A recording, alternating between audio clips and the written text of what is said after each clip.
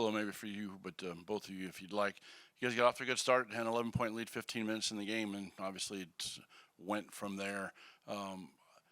We asked Coach Woodson about just the energy and effort that went into that. Did you guys see some sort of lack of energy and effort among yourselves, though, too, out there when they were making that run? For sure. I mean, we didn't really. I mean, we came out in the second half. I mean, we had a 4-point lead going into the half, and we weren't playing well at all. I mean, and then we come out in the second half, and then it's the same thing. We're not playing hard enough and smart enough on the defensive end.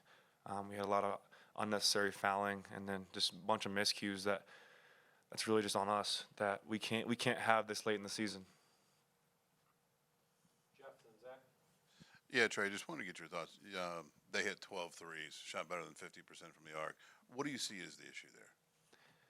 I mean, I think I think they're shooting around 29, 30% for the year, and to shoot that well, obviously we're not making an impact on them enough. They got a lot of open shots, and like I said, that just goes back to our miscues and the things we weren't doing, talking enough, and there's all those little things that went into the preparation that we didn't do. So we have to be better. I guess for either of you guys, particularly there in the second half, I think Coach Woodson said that Penn State was just kind of dictating a lot. Just what couldn't you guys kind of pull together to sort of push back against them once maybe I think they started on like a 22-7 run there after halftime? Yeah, they were just playing harder than us. And, I mean, it's hard to really get a flow on offense when you can't get stops.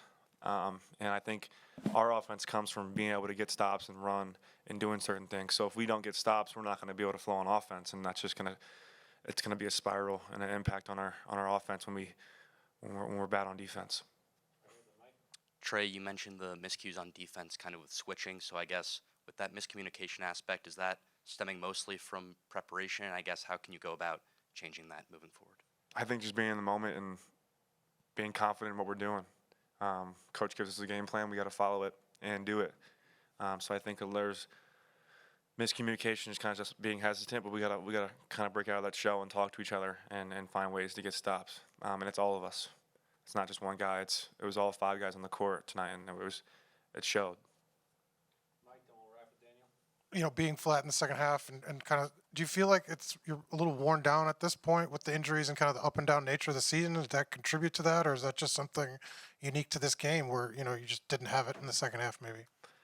I mean, I don't think so. I mean, we prepared the right way, and we knew that they're going to come in here and try to play physical and do all the little things to try to kind of throw off a game and kind of mix it up. But like I said, at the end of the day, it's just us playing harder and smarter. Last question, Daniel.